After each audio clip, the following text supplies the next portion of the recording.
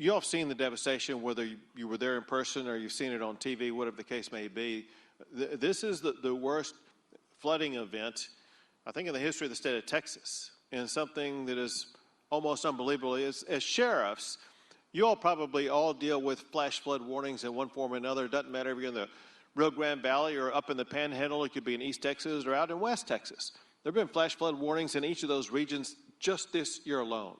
So when you hear a flash flood warning, even a dangerous, life-threatening flash flood warning, how high do you think that's going to be? 5 feet? 10 feet? Maybe even 20 feet. If the water had risen 20 feet, I don't think any of those children in that Camp Mystic would have been harmed in any way. Because the water rose, by some estimates, about 30 feet, which looks like it may be the height of this roof in this room, it led to a massive tidal wave, tsunami wave of water that rushed through that little canyon of the Guadalupe River. And that's what caused such carnage, such devastation, and took so many lives. As much of a tragedy as it has been, it's also been a scene of heroism every single day.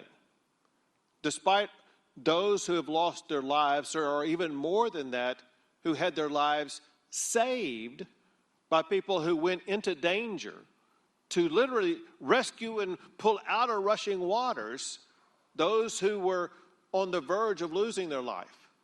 It includes so many people. You mentioned maybe some first responders. Before we get to first responders, I want to talk for a second just about the camp counselors. 18-year-old girls who went to the rescues, and they were trained about what to do to make sure they were going to get some children out of harm's way.